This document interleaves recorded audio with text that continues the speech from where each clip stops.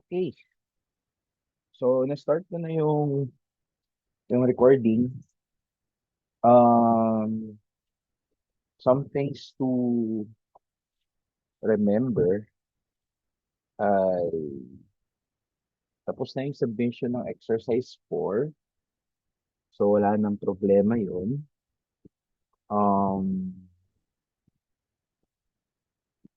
exam ninyo sa Thursday, Friday, Saturday. So, accessible yung exam. You can take the exam anytime between those dates from 8 a.m. So Thursday, that's July 31 up until 6 p.m. ng August 2. That's Saturday. Uh, yeah, basically you can access the exam anytime there. Kung saan mas convenient sa inyo, take nyo yung exam. And then you have a time limit lang. 1 hour 30 minutes, if I remember correctly. Uh, mukhang confused pa rin karamihan sa inyo on what Proctoring Pro is. Pero sa madaling salita, hindi nyo siya i-install. Just make sure na i-open nyo lang yung My Portal, take the exam there, and then naka-open yung mga webcam ninyo. Okay. Kasi, yun nga yung pang proctor ko sa inyo. Pero once again, so subject to review pa naman yung na-capture niya. Pero ang pinaka-reminder ko lang ay make sure to open your cameras. Make sure na walang tao sa likuran ninyo. Make sure na hindi nyo i-off yung cameras ninyo. Make sure na hindi kayo tumitingin-tingin sa kung saan-saan as if na parang binabasa sa likod, ganun. You can still use scratch paper, pero using scratch naman, hindi naman kayo nakayupo palagi eh. So, make sure to look at the screen from time to time, the camera, and also yung mismong exam. Avoid alt-tab kasi dinidetect yon. That's actually counted as a violation pag nag-alt-tab kayo. Yung may shift kayo ng tabs, pag nag-open kayo ng other windows, isa yun sa mga madidetect ng proctoring pro na suspicious behavior. So, syempre, maniniwala ako kay proctoring pro sa part na yun. Kasi, ayun, dinidetect niya. Kaya niyang madetect kapag nag-alt-tab kayo. Kaya niyang madetect kapag nag-copy-paste kayo. So, yeah, basically, just take the exam as is. Ha. Tapos, ano pa ba? Ang pag-uusapan natin ngayon sa Zoom na to ay hindi na part ng exam. Kasi ang exam ay, ang midterms ay hanggang functions lang. So, yung lists and strings are no longer part of the midterms, pero part na siya ng finals. So, that would mean your finals will consist of topics from exercise 5 up until exercise 8. So from strings and lists up until sa error handling natin. Okay. One clarification pala na gusto kong sabihin. I mean, it's a module in itself, error handling, and majority of the topic revolves around try except. I know it has been parang introduced sa handout number 2. Pero you're still not allowed to use it. Kasi nga, it's a topic in itself, error handling. The error handling that you can do for now is mga if-else lang. Pero kapag mga tawag dito, kapag mga try except, hindi tayo muna pwedeng gumamit. Okay. I think yun lang naman yung gusto kong sabihin. Uh, start tayo kung ano pang mga pwede natin pag-usapan, I guess, dito sa exercise number 5. By the way, deadline nito ay minove ko ng August 3, if I remember correctly. So, enough time pa.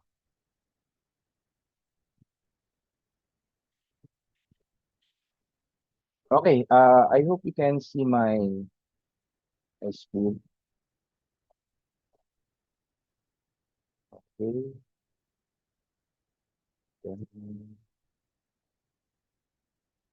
Right. So, mag-run through lang tayo dito sa handout. Basically, when we talk about strings, tsaka list, pagdating sa ating Python, as mentioned sa topic number 2, tama nga ba? Topic number 2 or topic number 1 natin. Strings was briefly introduced na rin in an earlier topic. Basically, strings are values or data structures na kung saan enclosed sila ng double quotations.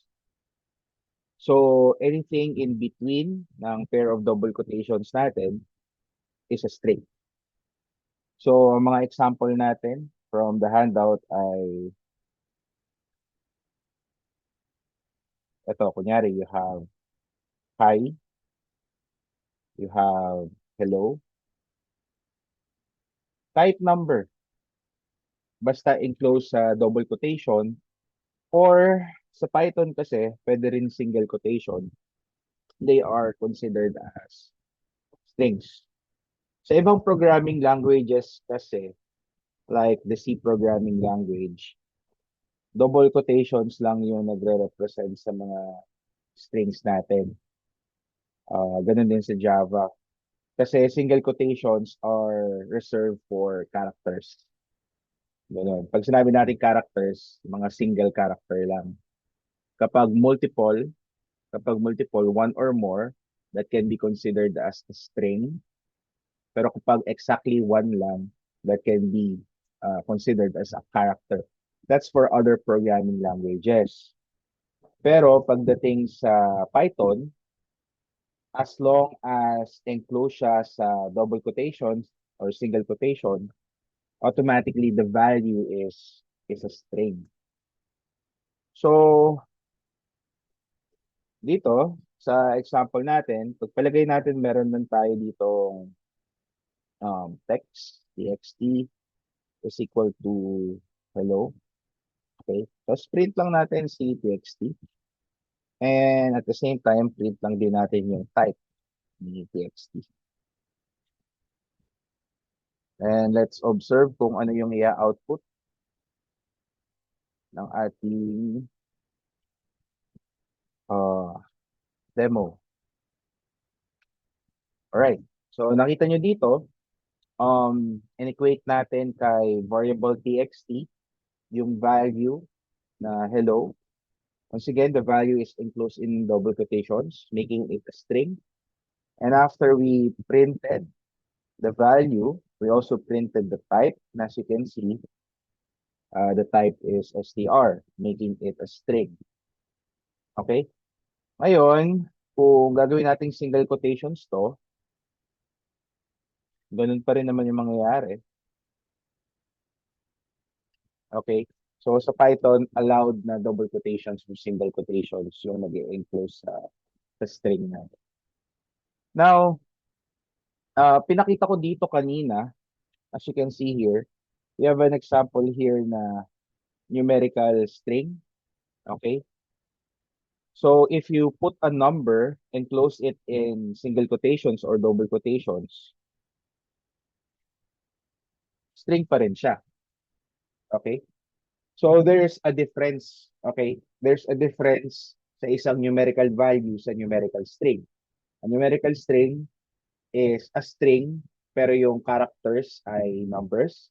And a numerical value is a numerical value. It's not a string, but it is a numerical value which you can use yung mga operations natin for like addition, subtraction, multiplication, or other numerical operations for numerical numbers.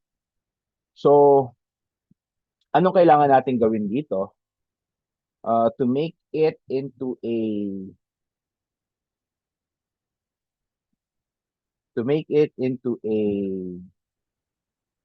tawag dito,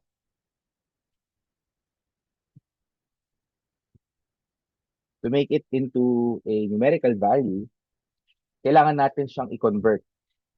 So, dito, sa line number 7, kinonvert natin siya, tinipecast natin siya to become an integer. So, int na siya. Okay? So, i-convert natin into an integer, yung numerical string. And then, sige, print na rin natin. And then, let's look at the type na rin, just to see the difference. Okay. Alright? So, na-convert naman natin. Okay? Now, ito, magagawa lang natin siya if numerical yung string. Kasi kung hindi numerical yung string, definitely magkakaroon tayo ng problem dyan. Alright? Hindi kasi siya numerical. Kaya magkakaroon tayo ng problem sa kanya. If we try to convert it. Pero if your string is numerical in nature, as you can see here, kay line number 1, hindi tayo magkakaroon ng problem sa conversion. Okay.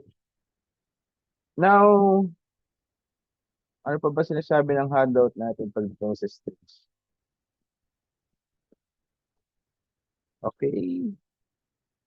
Well, basically, yun lang naman yung string. Pero, tawag dito,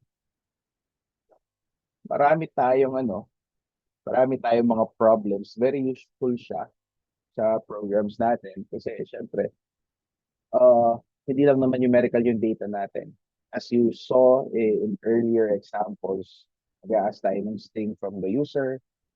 Yung string, it can be any form of data. Like let's say if student information yan, nandiyan yung name, nandiyan yung student number, nandiyan yung address, so on and so forth.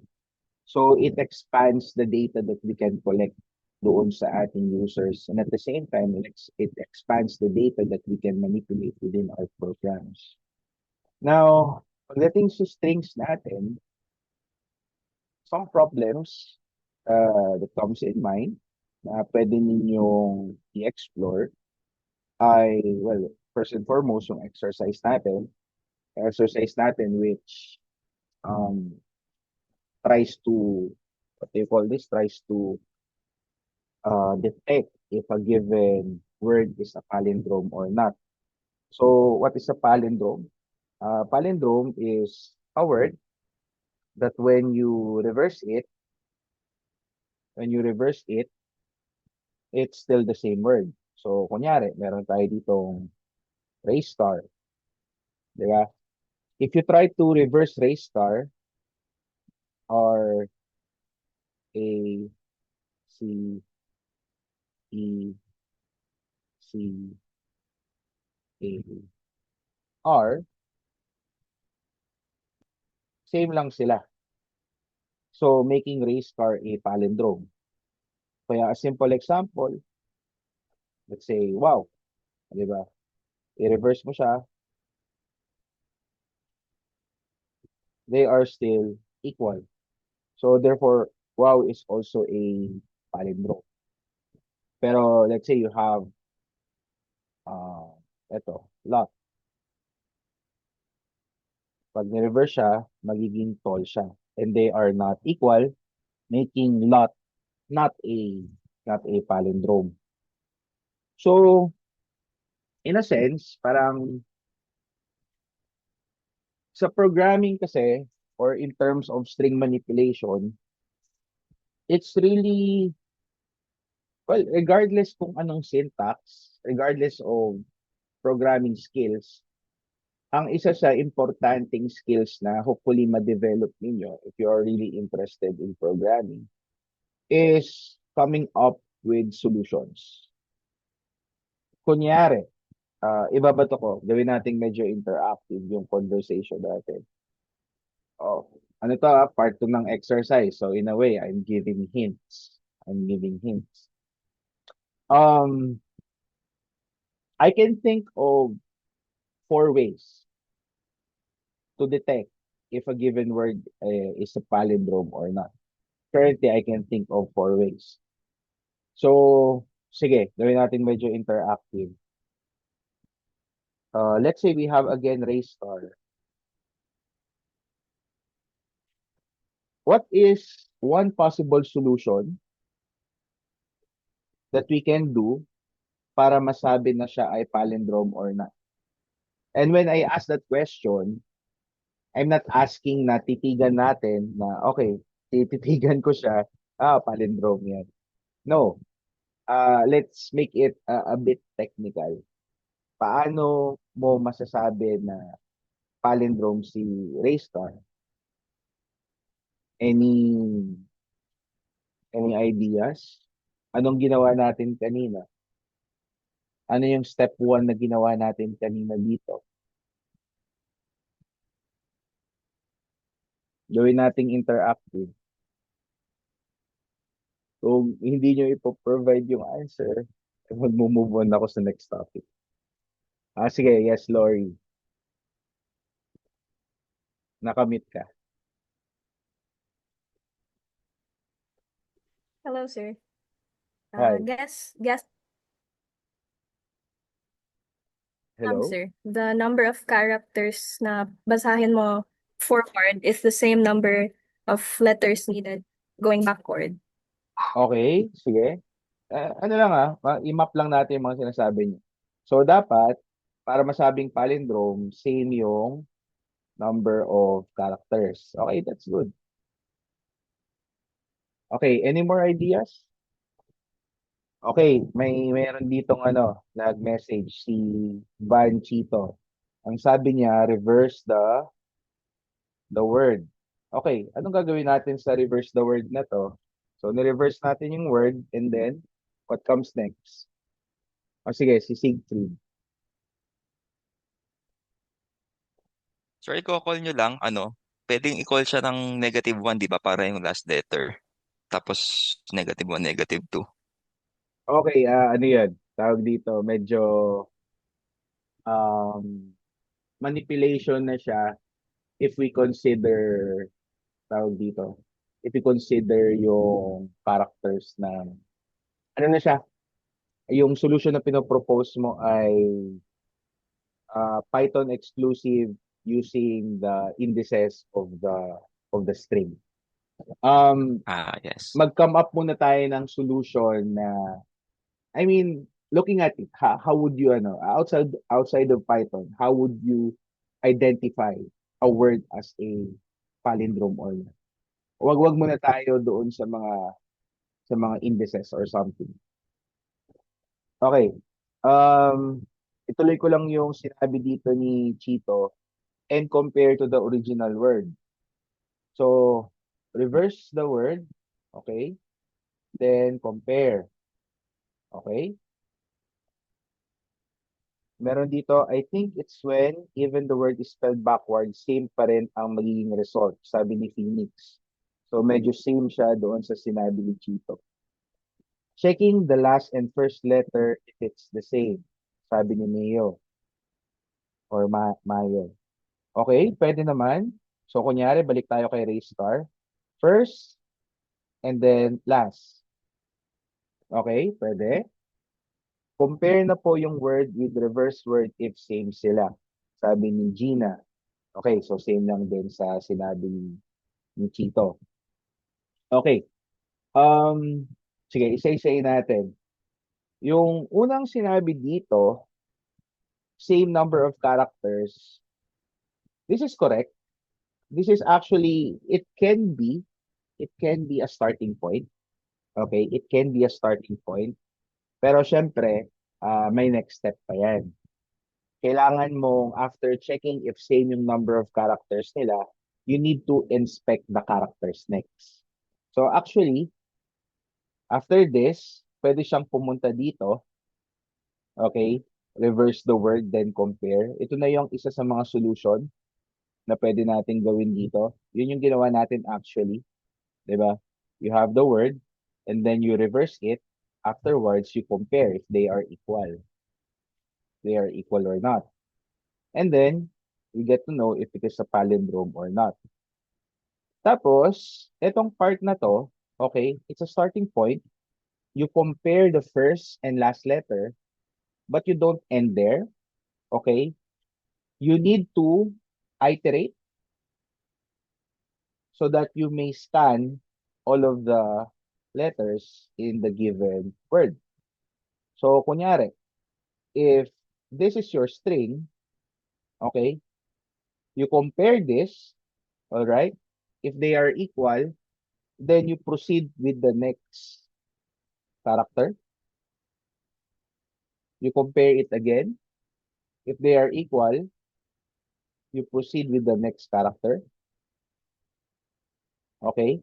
And then, if they are equal, you proceed with the next character. Okay. And then actually, pwede na tayo mag-terminate dito kasi nasa gitna na tayo. If umabot ka sa gitna, ibig sabihin palindrome siya. On the other hand kasi, if it's not a palindrome,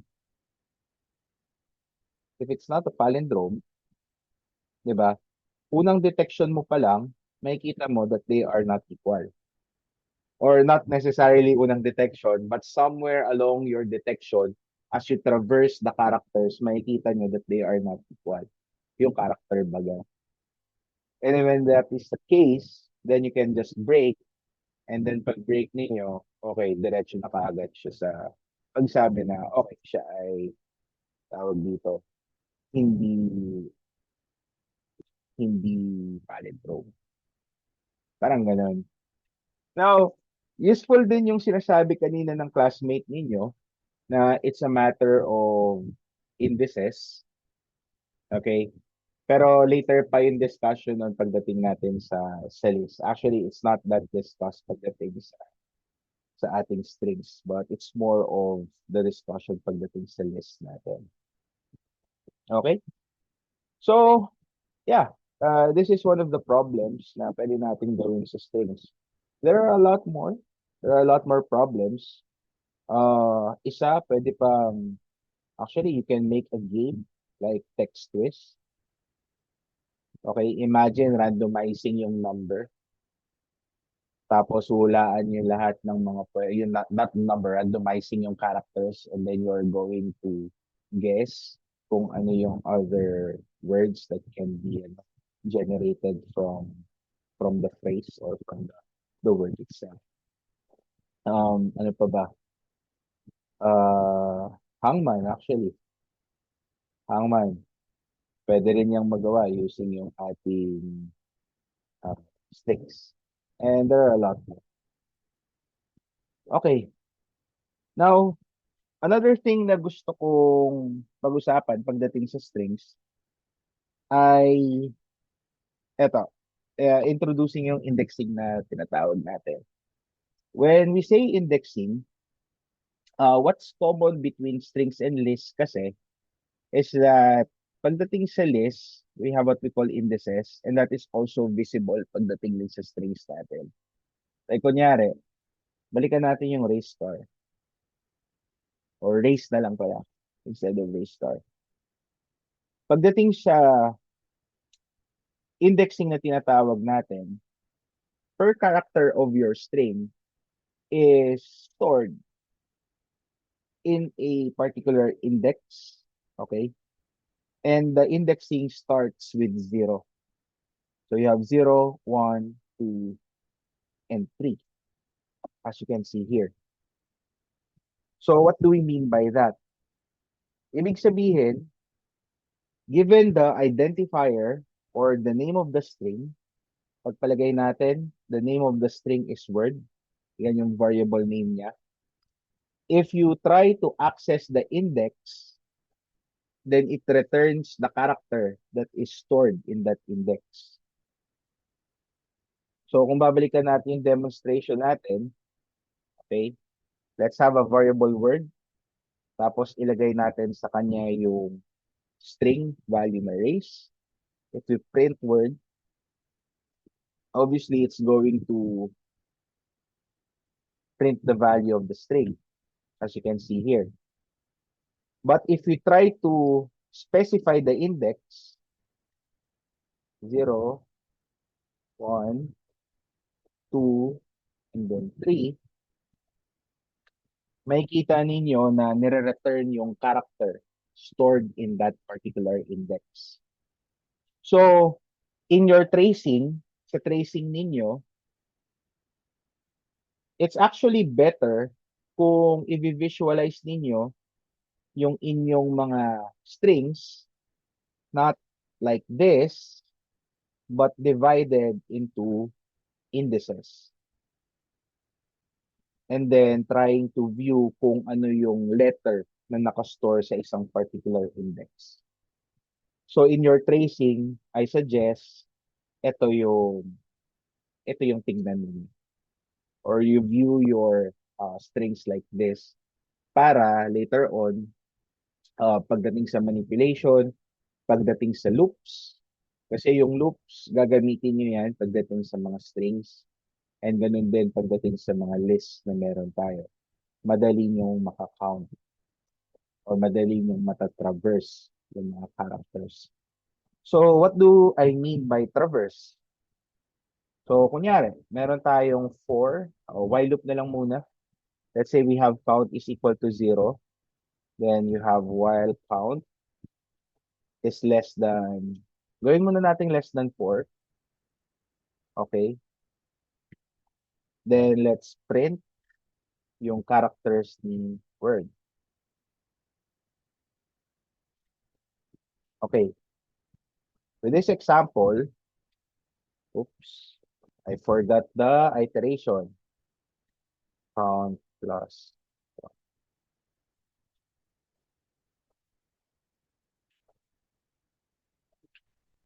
Okay. So, ano nangyari dyan? Kung iti-trace natin, di ba, you have the variable word, ang value niya ay race. Okay? Tapos, meron tayong count dito. Count initially is 0. Tapos, meron tayong condition, count less than 4. And then, meron tayong printing. Okay? And then, meron tayong count is equal to count plus 1. Sir, sorry to interrupt po, pero wala po kami nakikitang screen. Nagsusulat po ba kayo? Yeah. Oo. Yan. Okay. So, kung titignan natin, if you will follow my pointer, okay, count is equal to 0. Puntahan natin yung condition. Count is less than 4. That is true. Okay. And then, ipiprint niya si word count. So, that would be word index 0. That is R. Okay. And then, you have count is equal to count plus 1. Count is equal to 0 plus 1. So, for the next iteration, count is equal to 1. Magre-reloop tayo. Alright? Balik ulit siya sa condition. Count less than 4. That's true. This time, ipiprint niya si word sub 1.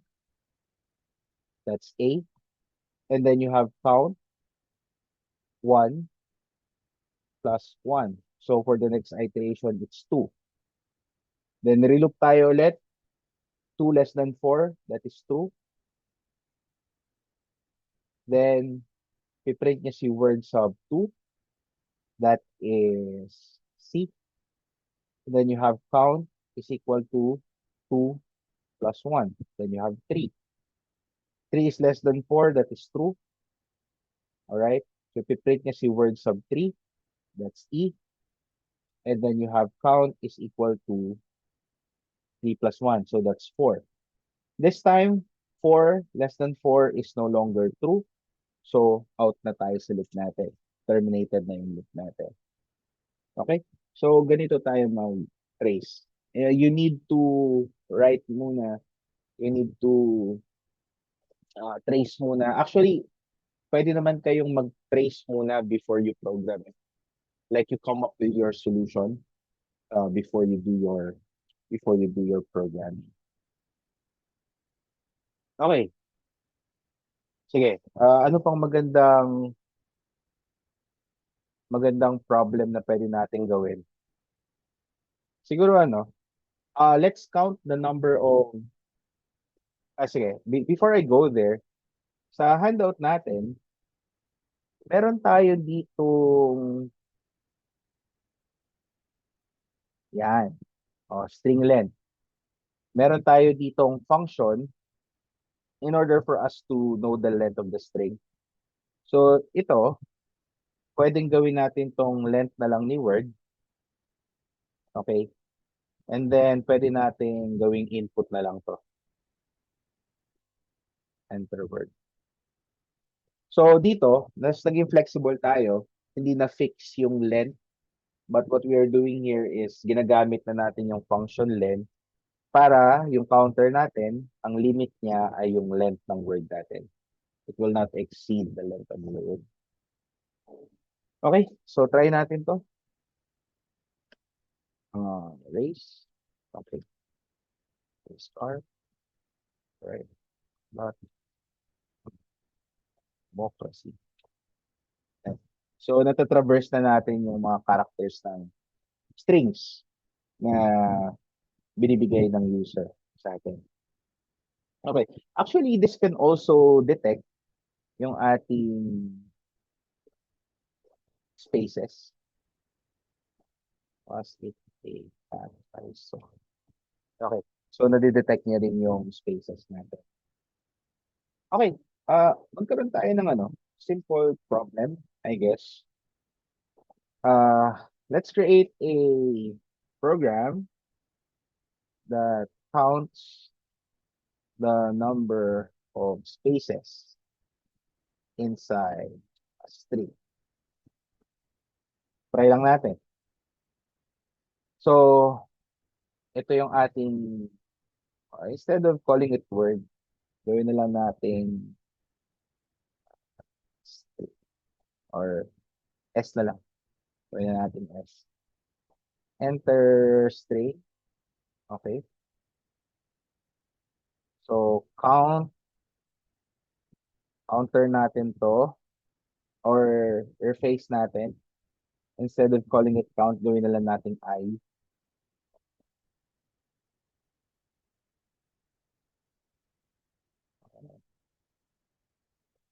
S. Tapos, I is equal to I plus 1. So, dito, lagyan na lang natin ng phrase na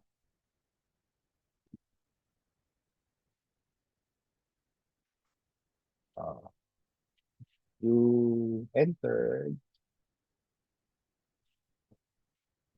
string. Okay.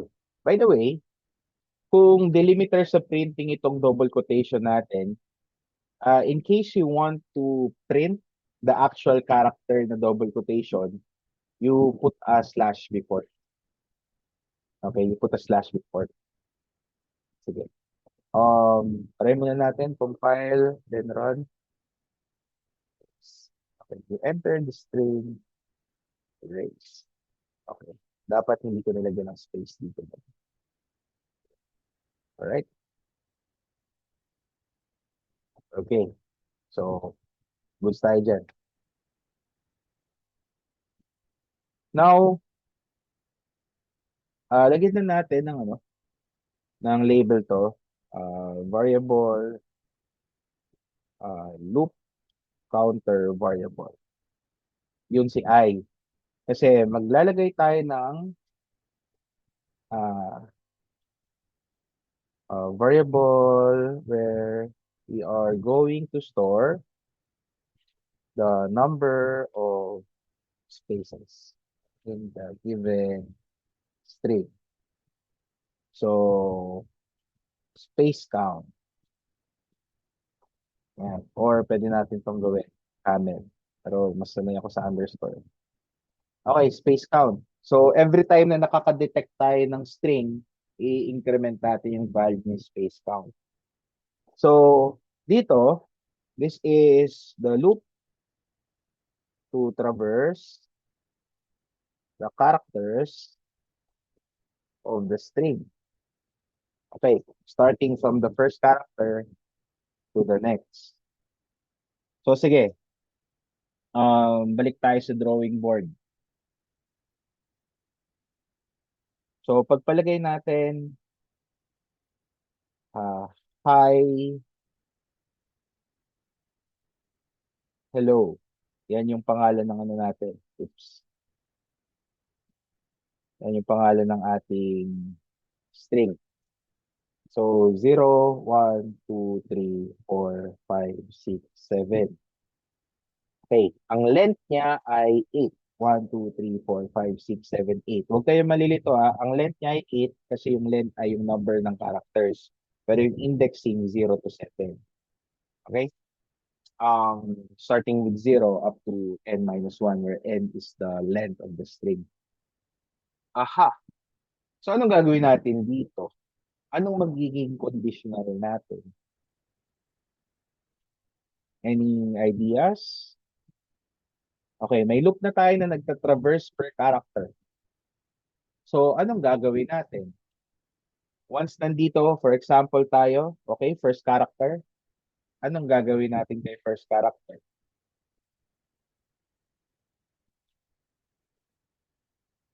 Yung sagot niyo, it doesn't have to be in code.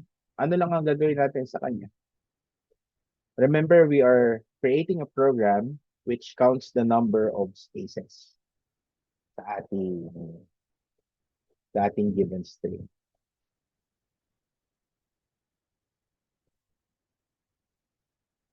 Skip natin yung my character. Actually, that's a good solution. Okay? Sige, let's go with the solution of kung sinong unang ano.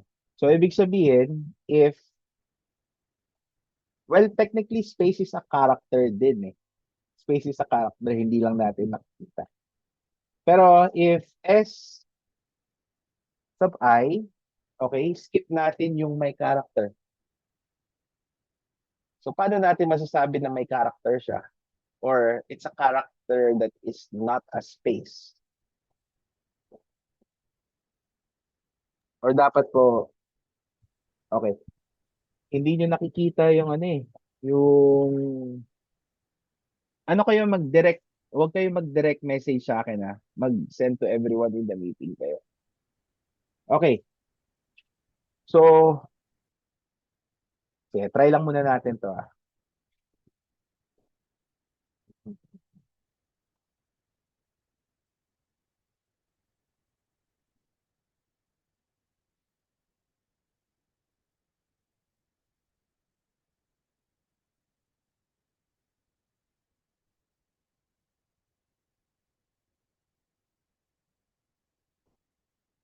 Okay, try lang natin. Actually, naka-C mode ako ngayon sa utak ko. Ay, okay, so hindi niya na ano, hindi niya, yeah, hindi, na-detect niya. So, mali ang aking logic dito. It should be equal.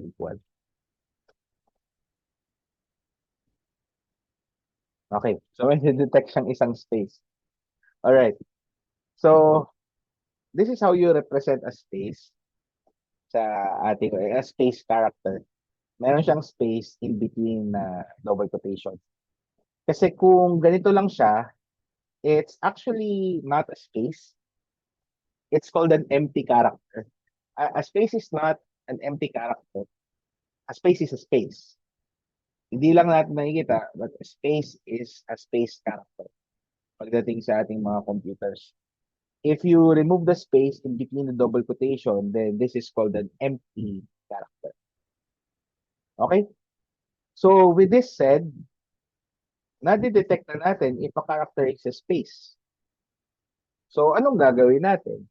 Kapag na-detect natin na space yung isang character, anong next na gagawin natin?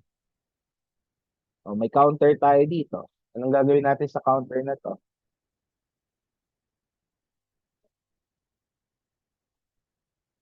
What do you think? Okay. Or if you want to increment it na may shortcut eh, plus equal 1. Pero it spells out as space count is equal to space count plus 1. Okay, so with that,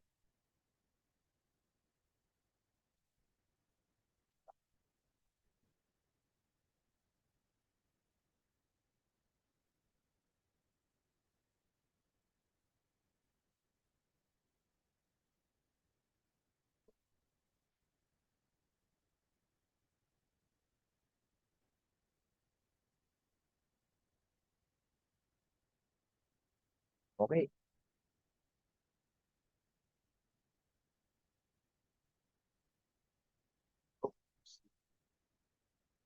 Ako ay magkulang lang ganito. Okay. Alright. Hi, hello. Okay. Para malinis, lagay tayo backslash n dito.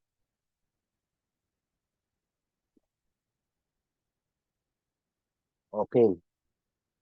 Lagay tayo ng isa pa. Was it a cat? I saw. 1, 2, 3, 4, 5 dapat. Okay. 5. Ayun. So, nakaka-count na natin yung ano. Nakaka-count na natin yung number of spaces sa isang given string. Now, may pwede tayong extension na gawin dito. Like, kunyari, create a program that counts the number of letters. So, ano ba yung frequency ng kada letter doon sa ating ano, sa ating given ano, 'di ba? Okay, yun lang. Ayan, yan, okay na. May send everyone to chat na. Pwede itong ma-revise into something na hindi lang space yung bibilangin mo. Pwede mong bilangin ilan yung letter A, ilan yung letter B, ilan yung letter C, D, E, F, G, yung buong alphabet, to count the number of frequencies of the characters inside your given string. Ganun. Well, yung significance kung bakit natin gagawin yung program na yon is not really that apparent. Kasi, syempre, we're writing simple programs pa. Pero in a higher scale of things, counting the frequency of letters, ano yun? Importante yun. Lalo na if you're into NLP, Natural Language Processing. Yan, yung mga chat GPT ninyo. NLP yun. Large language models, it started with NLP. Ayun. So, any questions? Demonstrate natin. Next, we're going to proceed with list na. That's another option. Okay. Well, ang unang tanong ko dyan, nandito ba yan sa handout? Ayan natin.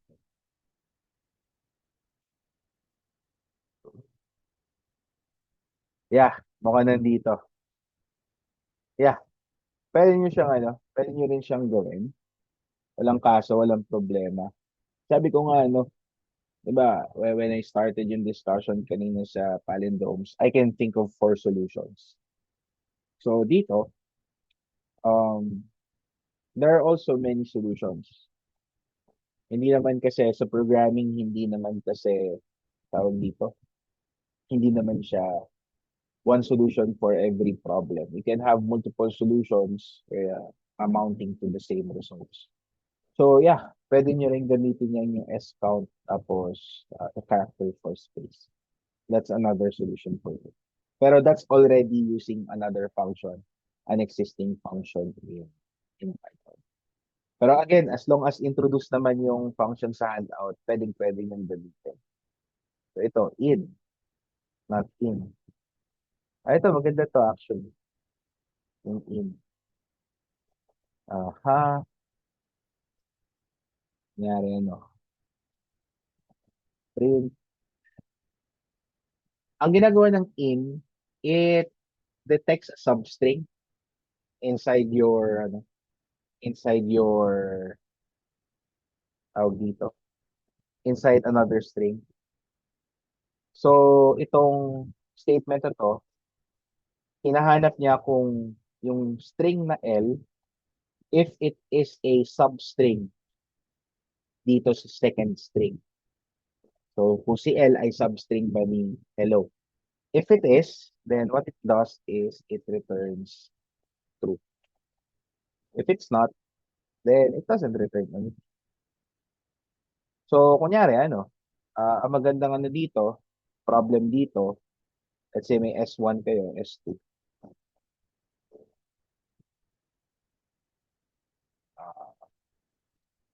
Program that tells you if a string is a substring of another string. Input enter string number 1.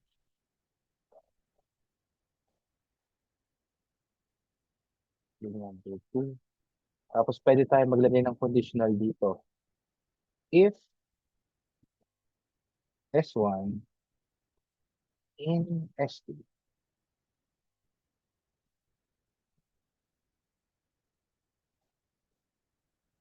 in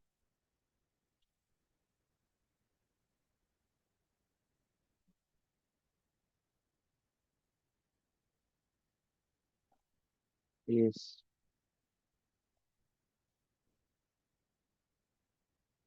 S1 to substring of S2.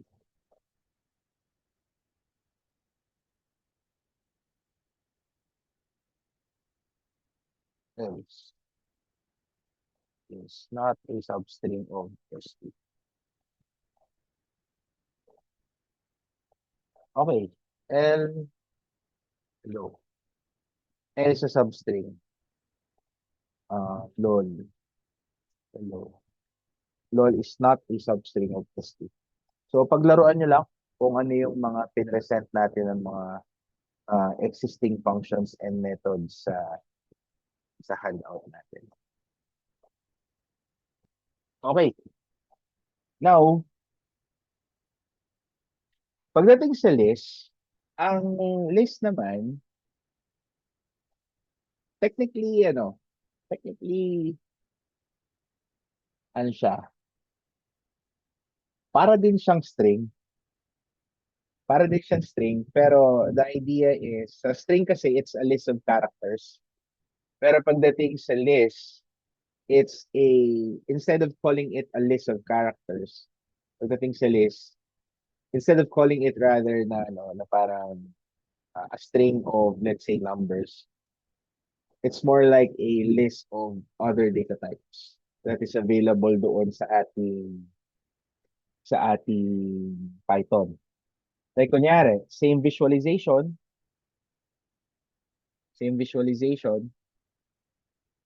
okay?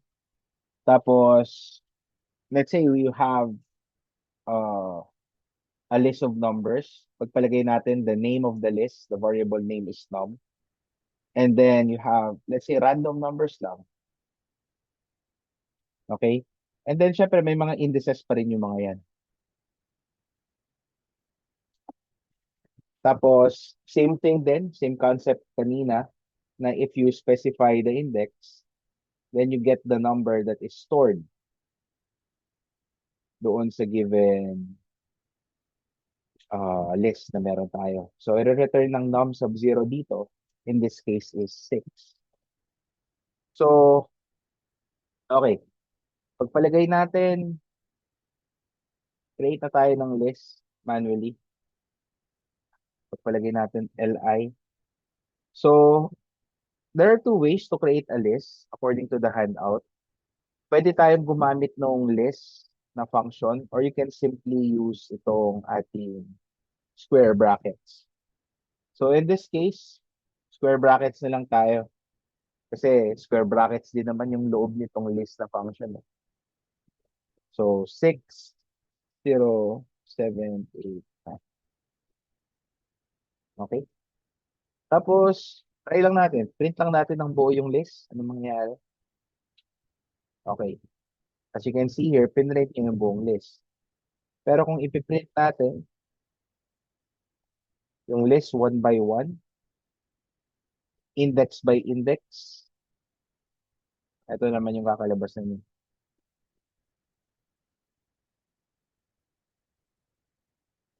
Oops. 0, 1, 2, 3, 4. Okay, lumampas na pala ako. Okay, si 2 lang pala ang hindi natin alam. 2, 3. Okay, ganun din. Tapos pwede rin tayong gumawa ng loop dito. Actually, pwede tayong gumamit ng for loop for I in Li, print uh, Li sub I. Ay, no, no, no, no. Print I lang pala to. Print I. Okay. Or if you want to make use of the indices, uh, uh, mag-while loop tayo. Count is equal to 0, while count is less than, I think length pa rin naman for this. Print Li sub count. Oops. Lagi nakakalimutan ang incrementation. Okay. Okay, anong difference nito ng dalawang to? Ang difference ng dalawang ito is that ito, ina-access natin index per index by specifying the index number. Kasi sa tracing natin kaya, di ba, it's 0, 1, 2, 3, 4. Same lang din nung ginawa natin sa strings kanina. But the difference of this loop compared dito sa for loop sa ilalim is that dito sa ilalim, we're no longer specifying the index, but what happens is that I, itong variable I na to, takes the value of the value that is stored from the first index up until the last index of the specified list. So, kunyari, kung si Li, ang contents ni Li ay 60789, okay? Pag nag-for I in Li tayo, itong variable I is equal to 6 for the first iteration. So itong I na to, it will traverse all of the indices from the first index up until the last index. And it will take the value that is stored in the index. So sa first iteration, ang value ni I ay 6. Sa next iteration, ang value ni I ay 0. Sa next iteration, ang value ni I ay 7, then 8, and then for the last iteration, ang value niya ay 9. It is actually the same kung strings ang meron tayo. Kagaya ng ginagawa natin kanina. If you do this for I in Word, ang gagawin naman niya is basically the same. Ang iti-take na value ni I ay yung character from the first index up until the last index. So we're no longer specifying the index, but we are assigning the value inside the index doon sa technically iterator natin, doon sa variable na nag-iterate all throughout the indices of your given list or of your given, what do you call this? Of your given string.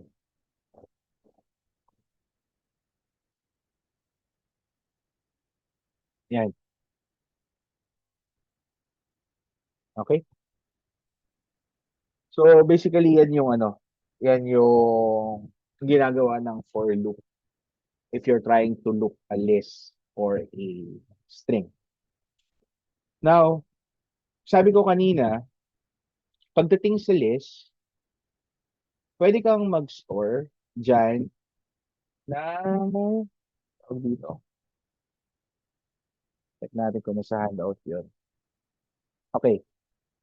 Kung titignan nyo dito, alright, pwede kang mag-store ng several values dyan. Like ito, puro integer siya. Ito naman, puro strings. Ito naman, mixed value. Ibig sabihin ng mixed value, for the first index, it's a string. For the second index, it's a floating number. For the third index, it's a integer. And then for the fourth index, it's another list. So if we're going to copy itong example na to, tapos not just print the value,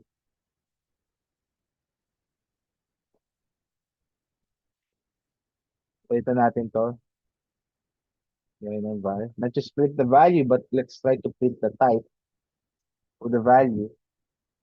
Makikita nyo dito na pwedeng mix yung mga date types na pwede nating i-store sa isang particular list. So hello is a string, float is a 2 is a floating number, 5 is an integer, and then 10, 20 is a list. So pwede rin yun pagdating sa list natin. So for the next topic, dictionaries, pwede rin ang dictionary. You can have a list of dictionaries. So a list containing several dictionaries, something like that. Okay? Now, pagdating sa handout, marami pang dinascuss dito like sa indexing. So, ito hindi na natin to isa-isa yung mga operators, itong mga common functions. I advise na you try to explore them. Pero meron pa tayo dito about indexing, like ito. Indexing, kasi pagdating sa strings, ang pinakita ko sa inyo is positive indexing. But actually, you can also have negative indexing. Kung positive indexing, you start with 0 up until n-1, where n is the length of the string.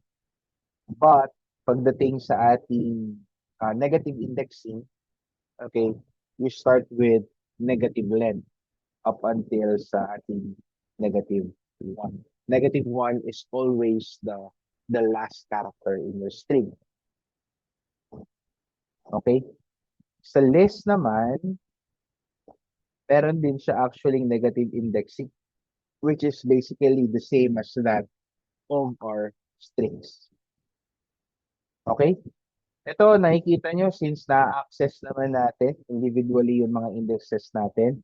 Actually, pagdating sa list, sa strings, okay, characters sila. Pero more importantly, pagdating sa list natin, since we can access the values via their index, actually, you can treat the values inside the indices of your list as variables na rin. Kaya as you can see here, di ba, ginamit natin sila as a variable na kung saan yung sum ni index 0 tsaka ni index 1, in-store natin kay index 2. So, your indices in your list can be used as ordinary variables. Just don't forget itong identifier. And when I say identifier, yan yung pangalan ng list ninyo. Okay? Ano pa ba? Slicing ito, explore nyo na lang. I'm just here to give additional examples. And ito yung count. Actually, you can also count the frequency in a list. The same as pagdating doon sa ating strings. May sorting na nga dito eh. Ito, matrix. Maganda to. Actually, if you want to create 2D games, knowing itong matrix. Sige. Ano nga tayo? Although it's beyond time na. It's 11 o'clock na. If you want to go out, kasi if you are busy with other things, you may leave na. Pero yung gustong magstay, you can stay. Alright. Ano naman, yung portion naman na to, mapapanood nyo naman later as I upload the recording. Okay. Actually, wala ba yung gagawin? Kasi hindi naman tayo nagluloop eh. For I in range. 3x3 lang to eh. So, 0, 3. Tapos, 4, J in range 03. Print lang natin yung content ng ating 2 by 2, 3 by 3 list rather. It's a list within a list. So 3 by 3 list. So IJ, print natin, lalagay natin ends with a space. As necessary itong print dito sa ilalim. Same lang din. Kapag nagkakaroon tayo ng, I think we've already demonstrated this doon sa patterns natin last time. So, oops. Ayan, so pinrent niya lang yung ano, yung mga indices. Pero ayaw nating i-print yung indices lang. We want to print the, no, actually here, hindi niya pinrint yung indices. Pinrint niya yung values ni I tsaka ni J. But if you want to print the values inside of the indices, papalitan natin ito into matrix.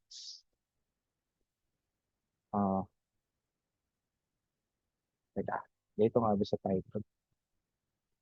Yeah. So, ibig sabihin nito, si index 00, ang value niya ay 1, as you can see here. Ang index 01, ang value niya ay 2, as you can see here. Index 02, ang value niya ay 3, as you can see here, and so on and so forth.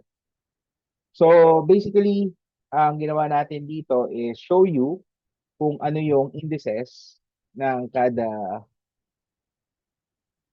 value dito sa ating matrix. So, gawa-gawa lang tayo. For example, palitan natin to become characters.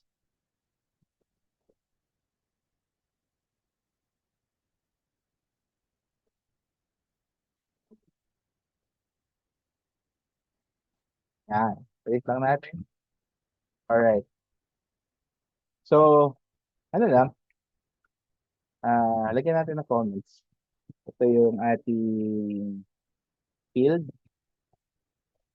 matrix field, uh, character coordinates,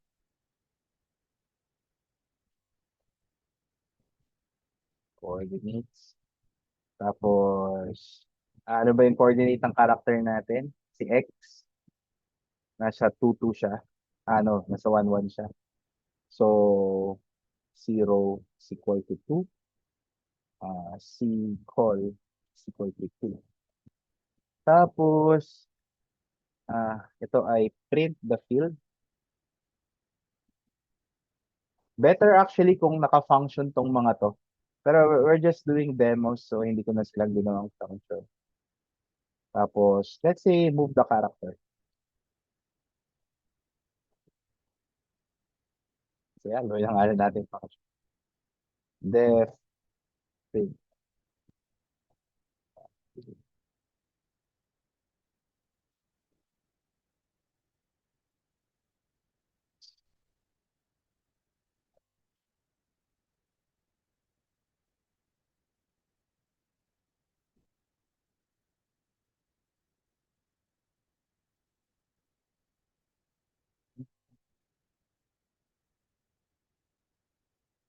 Tapos, def what I main function.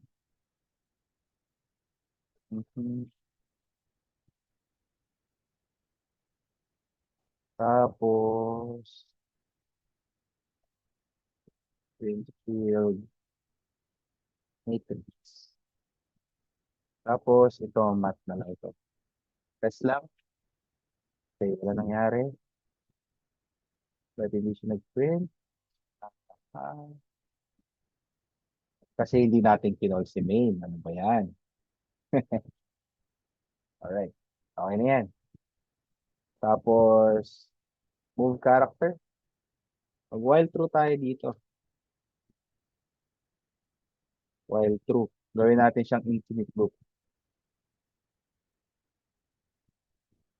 Tapos, magkaroon tayo ng menu dito. Print. Up. Very simple lang to. I mean, there are a lot of things that you can do with Python already. Like, kunyari, you have key press functions. Kapag pinress mo yung key, it already does something. Pero, ano, simplihan lang natin. And for,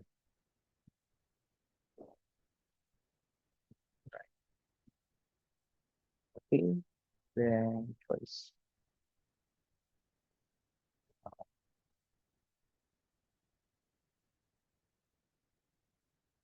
Okay,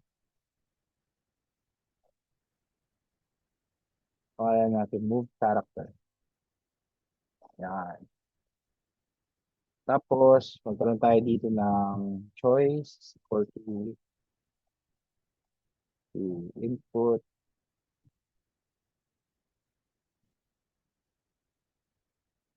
Enter choice. Okay. Tapos, if choice, magkaroon tayo ng match dito. Match choice. Case 1. Okay. Case underscore. Let's start with case 1 lang muna. Lagyan natin dito, print not in options. Choice. Move not in options. Sige. Again, try lang kung gumagana.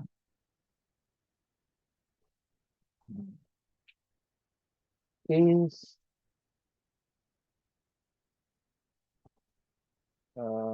indentation error. Okay. Print 1. Okay. So, kailangan natin ito lagyan ng backslash n para malinis. Oops. Oops. Move character, enter choice, o move not in options.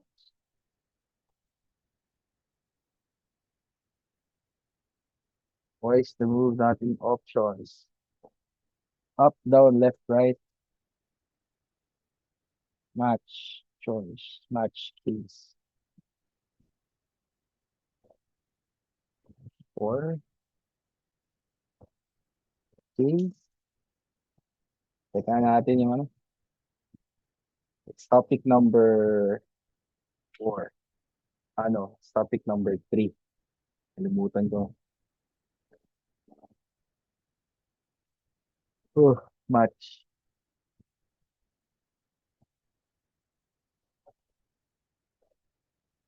Match. Switch case. Match value case. Oh, tama naman.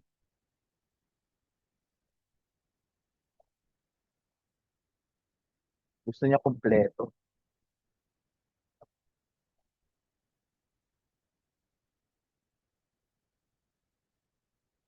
Match choice. Input choice.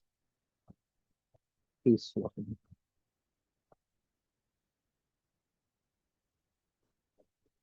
Is to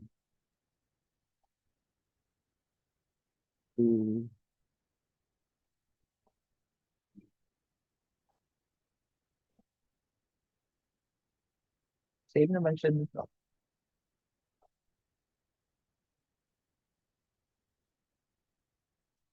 Mhm.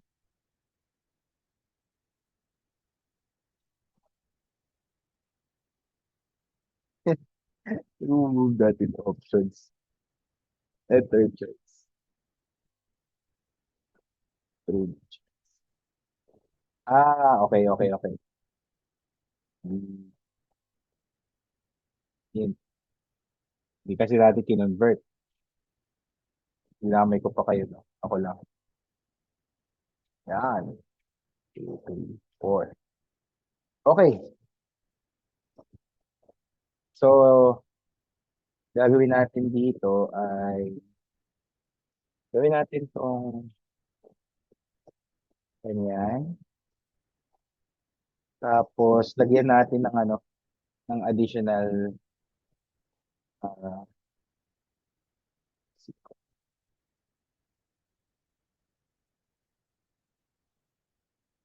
0, si call. Tapos, if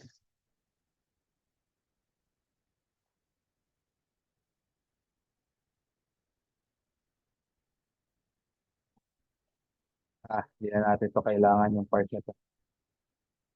Pwede na siyang initial values lang. Pero ang gagawin ay um,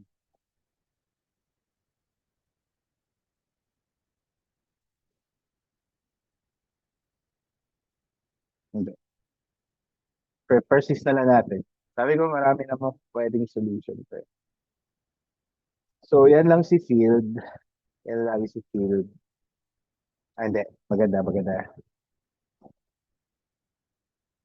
Tapos, pagka-print ng field, print na lang natin yung position ni character. Kung nasaan si character. So, in math, hindi.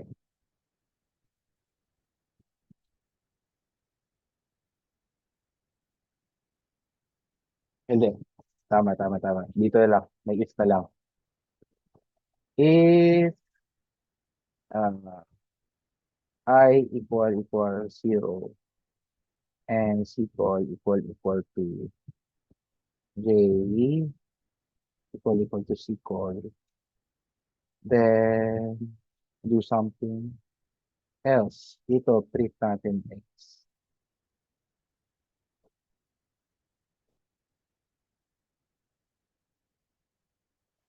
Print natin X. Yan. Okay, ganun pa rin. Pero 2-2. Bakit 2-2? 1-1 lang. 1-1. Okay. So, ang gagawin natin dito, i-update lang natin. Kung mag-move up si user, ibig sabihin, remember this is 0, 1. Okay, i-plot lang natin ha. Ayan. Okay, 0, 1, 2, 0, 1, 2. Kung si user nandito na kay 1, 1, kung mag-move up siya, ibig sabihin, ma-minusan natin yung value ni row. Diba? Kung magle-left naman siya, up is equal minus row. Kung left siya, minus column. Kung right siya, plus column. Kung down naman siya, plus row. Okay. So, yan yung basic syntax lang. So, dito, sabi natin, case 1 is moving up, 0 is equal to 0 plus 1. Current location. Tapos, pwede na natin i-print yung field ulit. Tapos, kapag down, number 2, ang gagawin ay, sabi dito, down ay plus row. Sorry, up is minus 1. Dito ay plus 1. Tapos, pag left, minus column. So, C call na to. Character call. Minus 1. Okay, and then lastly, kapag right, plus 1. Okay, tingnan nga natin kung sasabog to sa mukha ko o hindi. Alright. So, lagyan natin ng comments.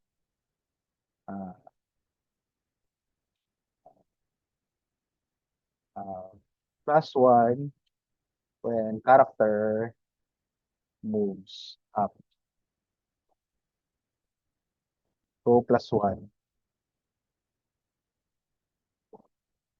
Tapos, itong case naman na to, minus 1, ano ba? Plus 1 na plus 1. When character moves down. Tapos, let's say ito naman ay si call -1 when character moves left.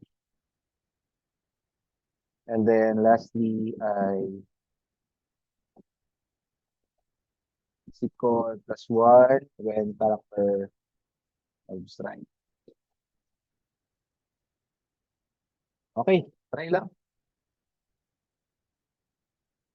Okay, move up, move down, move down, move left, move right, move up, move up.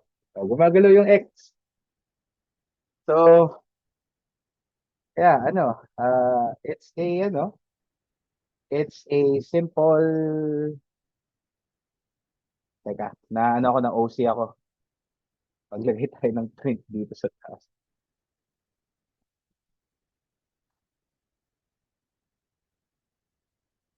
It's a simple program na kung saan gumagalaw yung ano natin, yung character natin, di ba?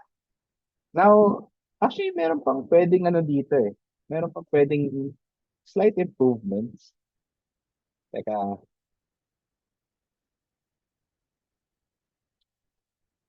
here, terminal type.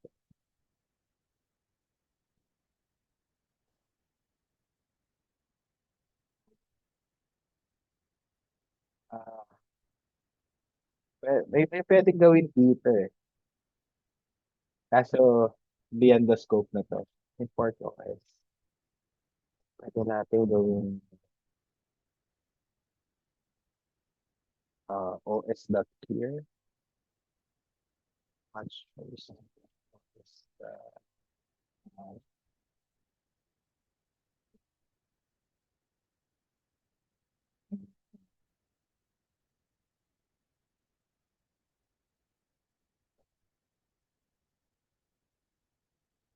OS system. Tinangyari ko bigla. I forgot how to do this.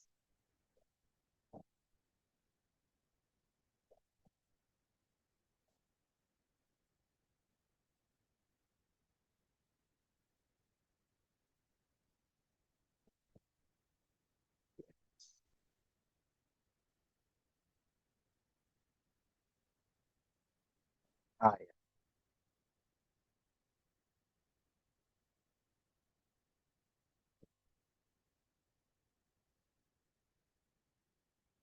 Okay. Nag-import ako ng isang existing library. Ang ginagawa niya ay, eto, gagamitin ko lang yung function or method rather. Method na to. And what it does is, nagpiprint siya or tinatype niya yung CLS. Kasi ang CLS, ang clear, it's actually an instruction, a terminal instruction, which clears the terminal. This is for Unix, Linux systems. Pag Windows kasi CLS yung ginagamit. Ay kunyari ito, CLS o CLS. Yan. CLS is for Windows. So this will not work for MacBook or Unix system, Ubuntu. You should change this to clear kung if you're going to try this out sa Ubuntu or sa Mac. Pero kung Windows user kayo, CLS yung gagamitin niyo. Pero I suggest wag na kayo maglagay ng ganito sa mga exercise ninyo. Kasi tawag dito, arte lang to. So, maarte lang ako ngayon kaya ako nilagyan. Okay, ba? Para saan ba yan? O, tingnan nyo. Move up, move down. Ayan, diba? So, para na siyang gumagalaw talaga. Kaso ano magiging problem dito? Ito, paano kung lumabas? Ayan, nakalabas siya sa field. So, some improvements that you can do here is, let's say, expand the field, or you can set boundaries then. Like may mga conditional statements kayo na if the location, yung character row, character column is out of bounds, then hindi nyo na siya papayagan na pumunta doon. Diba? Simple lang naman yun. parang uh, if 0 minus 1 is less than 0, print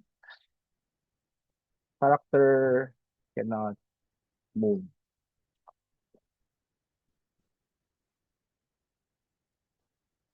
Else, eto, try natin. Okay, up, up, oh, wala na. Pero dapat mag-print pa rin tayo ng field.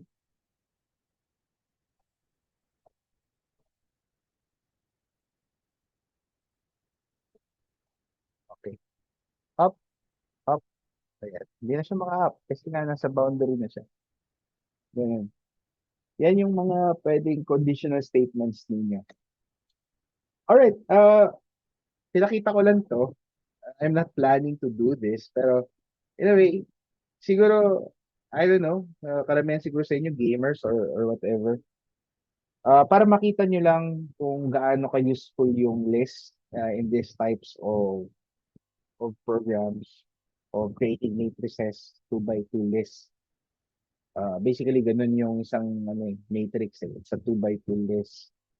And then, to spark din creativity.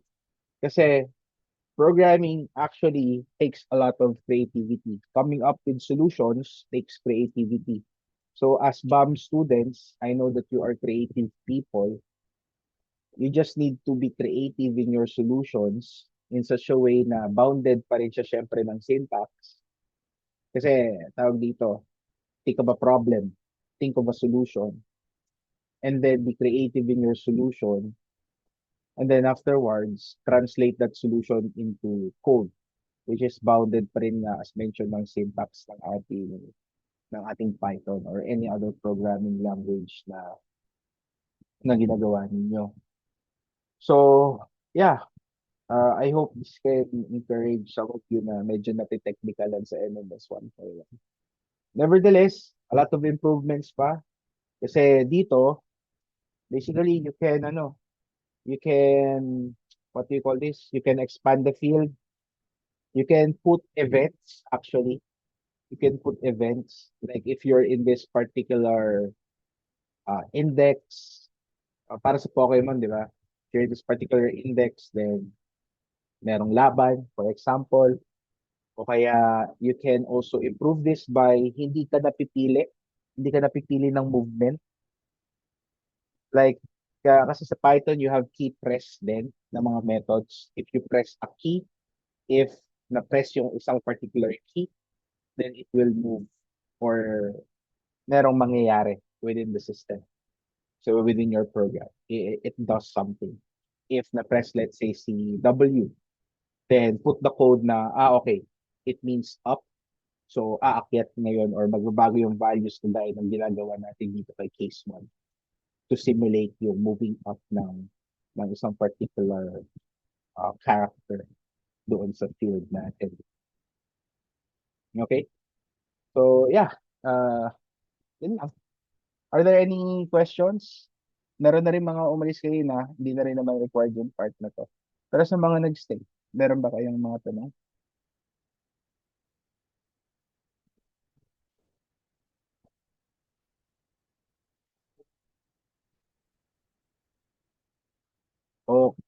Okay. So, sige.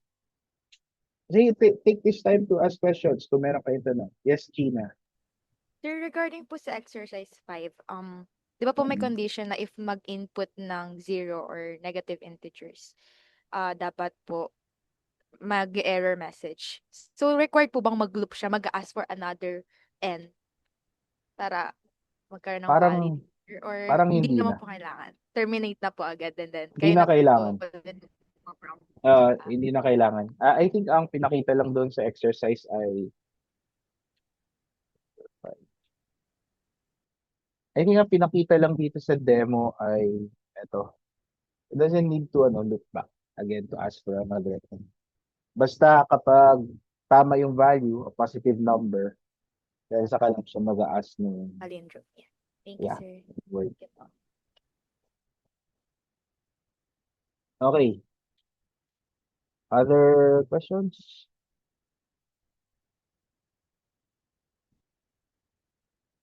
Other None so questions? far. Okay, sige.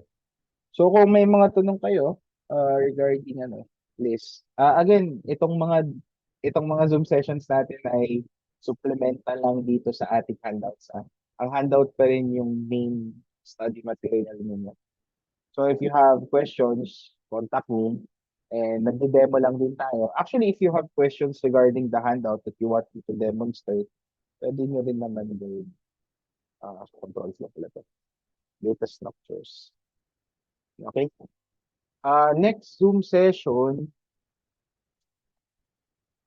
siguro gawin natin either Tuesday or Wednesday next week din. Kasi we're going to the critical stages ng